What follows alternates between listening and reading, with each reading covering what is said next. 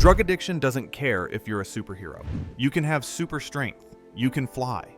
You can shoot energy beams from your eyes. None of it matters when addiction takes control. And in the history of comics, some of the most powerful heroes fell into the same trap that destroys millions of real people every year. These weren't villains. They were heroes. Sidekicks, people who dedicated their lives to saving others. But trauma, pain, loneliness, and desperation pushed them into using drugs. Some recovered, some didn't, and their stories changed comics forever. 1. Speedy, heroin. Roy Harper was Green Arrow's sidekick, a kid who grew up on the streets, trained to be a hero, trusted with protecting innocent people. Then Green Arrow abandoned him. In Green Lantern Green Arrow number 85, 1971, by Dennis O'Neil, Neil Adams, and Dick Giordano, Oliver Queen left on a road trip across America with Hal Jordan. He wanted to find himself. He wanted to fight for social justice. He didn't think about what would happen to Roy. Roy was alone, depressed, angry. A drug dealer approached him at exactly the right moment. The dealer offered heroin. Roy took it, not because he was weak, not because he didn't know better, but because he was a teenager who'd been abandoned by the only father figure he'd ever known. The addiction happened fast. Green Arrow and Green Lantern tracked down drug dealers in a rundown neighborhood. They found junkies who'd mugged Oliver. The heroes lectured them about making better choices and taking responsibility. Then they found Roy. Green Arrow walked into a room and saw his own sidekick shooting up heroin. Roy looked up, saw the disgust on Oliver's face, saw the disappointment. Oliver's response? He punched Roy in the face and kicked him out. No compassion, no understanding, just rage and abandonment again. Hal Jordan found Roy on the streets later. Black Canary helped him through withdrawal. Roy kicked the habit cold turkey in a brutal detox sequence that showed the reality of addiction. Sweating, shaking, hallucinating, pain that felt like dying. He survived. But the damage was done. Roy's heroin addiction became a defining part of his character. It haunted him for decades. He relapsed multiple times throughout his comic history. The addiction never fully left him. Snowbirds Don't Fly was groundbreaking. Published without Comics Code Authority approval. Condemned by DC's competitors. Praised by New York City Mayor John Lindsay. It won the 1971 Shazam Award for Best Individual Story. It showed that addiction could happen to anyone, even superheroes. 2. Harry Osborn. Pills. Harry Osborn had everything. Wealth, a fancy apartment, a sports car, access to anything money could buy. None of it made him happy. In The Amazing Spider-Man, number 96-98, 1971, by Stan Lee, Gil Kane, John Romita Sr., and Frank Giacoia, Harry's life fell apart. Mary Jane Watson dumped him. Peter Parker ignored him. His father, Norman, pushed him away. Harry felt worthless, empty, lost. A drug dealer spotted him, saw the desperation, offered him pills, never named in the comics, but heavily implied to be LSD or other psychedelics. The dealer promised they'd make Harry feel better, make the pain go away. Harry took them. The drugs didn't solve his problems. They created new ones. Harry became dependent. He needed the pills to function, to sleep, to feel normal. Peter noticed something was wrong, but didn't realize how bad it had gotten. Not until it was too late. In issue number 96, Harry swallowed a handful of pills and overdosed. Peter came home and found his roommate unconscious. Pills scattered everywhere. Harry is barely breathing. Peter called an ambulance, rushed him to the hospital, watched doctors pump his stomach and fight to save his life. Harry survived. Barely. The Green Goblin attacked while Harry lay in a hospital bed. Norman Osborn regained his memories and became the Goblin again. He saw his son,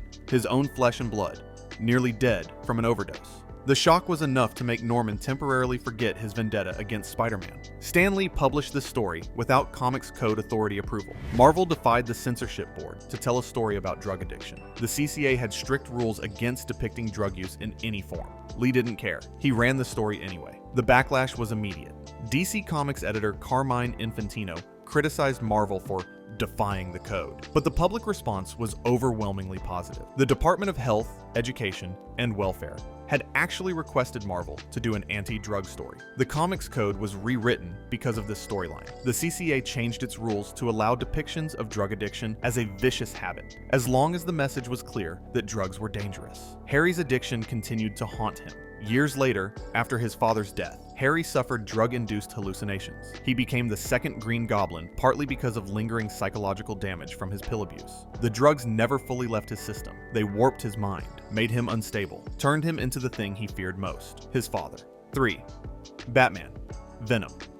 Batman failed to save a girl. She drowned, trapped under debris. Batman wasn't strong enough to lift the rubble. He watched her die. heard her final screams, felt the cold water rise over her face. He couldn't save her. In Batman, Legends of the Dark Knight number 16 to 20, 1991, by Dennis O'Neil, Trevor Von Eden, Russell Braun, and Jose Luis Garcia Lopez, Batman spiraled into obsession. He needed to be stronger, faster, better. He couldn't let another innocent person die because of his physical limitations. The girl's father approached him, Dr. Randolph Porter, a scientist who'd developed a strength-enhancing drug called Venom. Porter offered Batman the solution to his weakness. Batman hesitated. He knew drugs were dangerous, knew they could be addictive, but the memory of that drowned girl haunted him. He couldn't shake the image of her lifeless body. He took the drug. Venom made him superhuman. He could lift cars, punch through walls, overpower opponents who'd previously given him trouble. Batman felt invincible. The side effects came quickly. Venom made him aggressive, violent. He started losing control during fights, started taking unnecessary risks. His judgment deteriorated. Alfred noticed the changes, tried to warn him.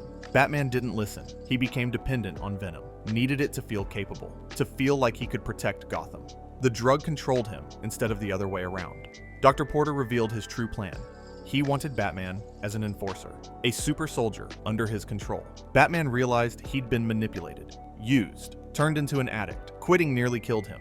Batman locked himself in the Batcave for a month, sealed the entrance, cut off all contact with the outside world, went through withdrawal completely alone. The first week was hell. His muscles spasmed violently.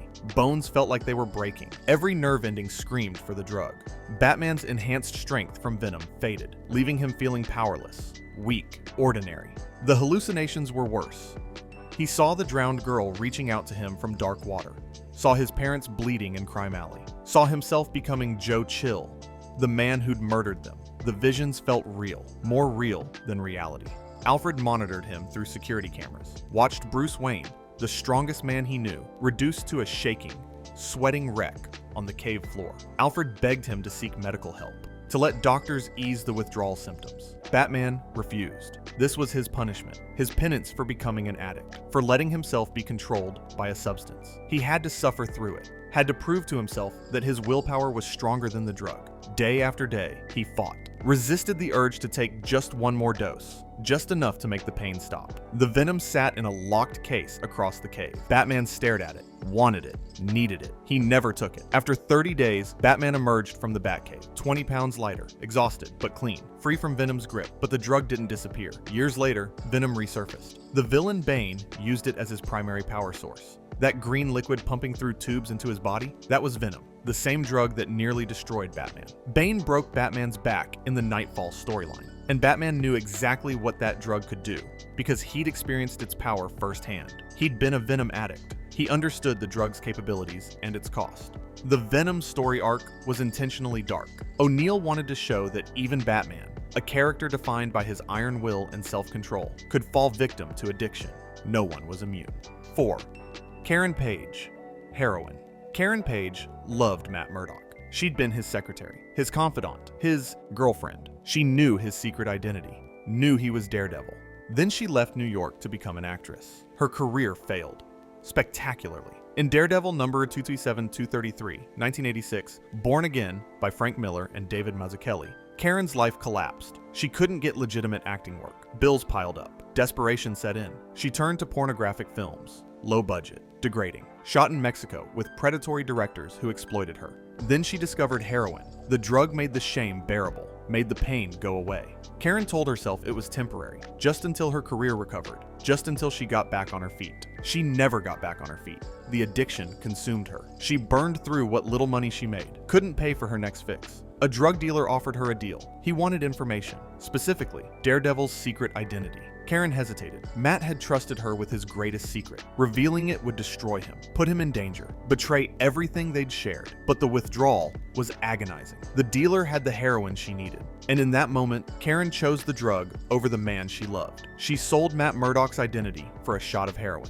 The information reached the Kingpin. Wilson Fisk used it to systematically destroy Matt's life, froze his bank accounts, got him disbarred, destroyed his apartment, drove him to homelessness and madness. Karen fled to New York, guilty, terrified, desperate to warn Matt Team. Matt found her. She confessed to what she'd done, told him she'd betrayed him for drugs, expected him to hate her, to walk away. Matt forgave her. He helped her through withdrawal, held her while she screamed and shook, dealt with her hallucinations and her pain.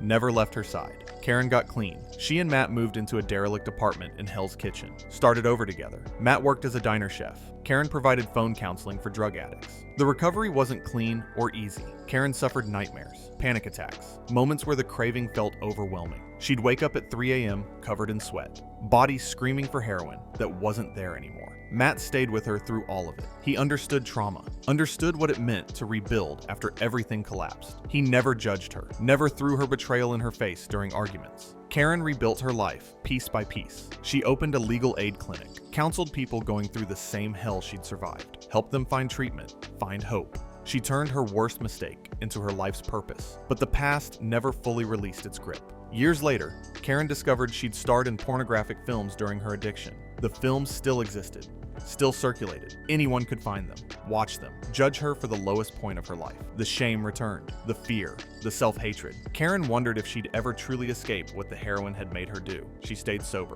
but it wasn't easy. It was never easy.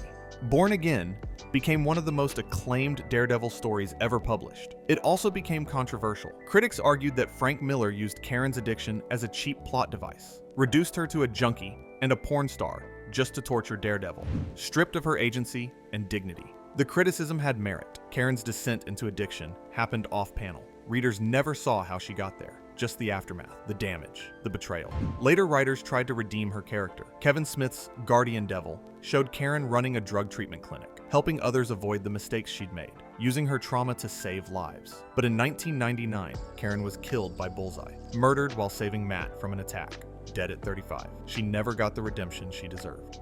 5. Jessica Jones. Alcohol. Jessica Jones wasn't addicted to heroin or pills. Her drug was alcohol, bottles of whiskey, vodka, whatever was cheapest and strongest. She drank to forget, to numb the pain, to survive.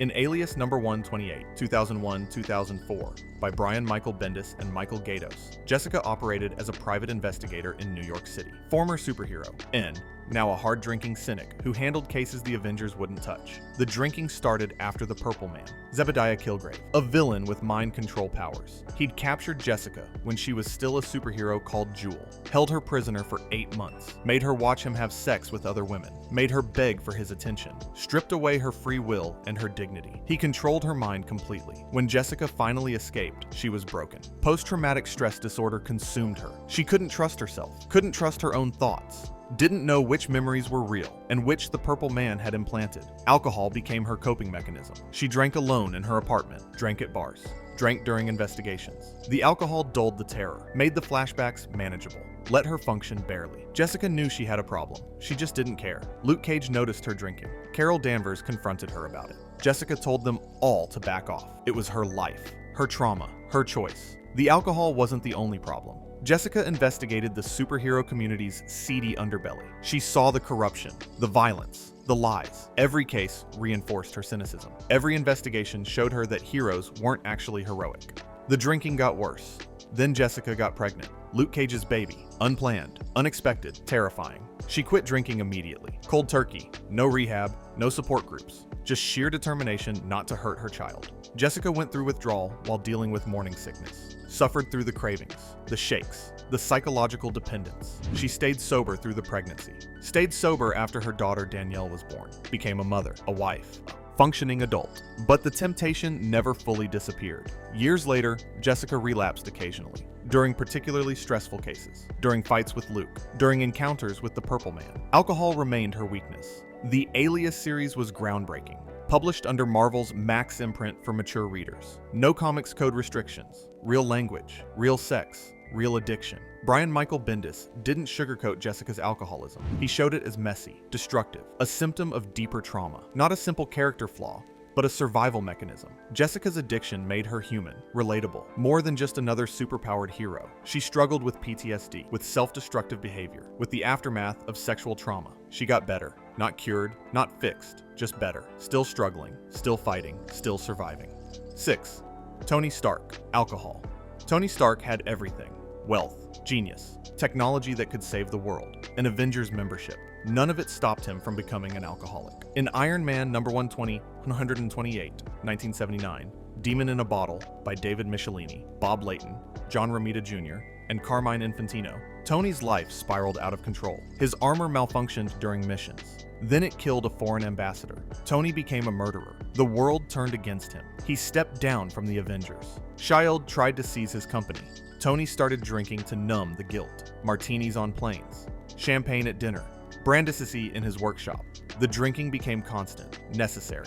His girlfriend, Anne Bethany C., tried to stop him. Tony made excuses. The armor kept malfunctioning. Tony fought supervillains while drunk, made terrible decisions, put lives at risk. Then he discovered the truth. Justin Hammer, a rival industrialist, had been sabotaging the armor remotely, framing him, destroying his reputation. Tony tracked Hammer down, destroyed the control device, proved his innocence. But the real problem wasn't Hammer, it was the bottle.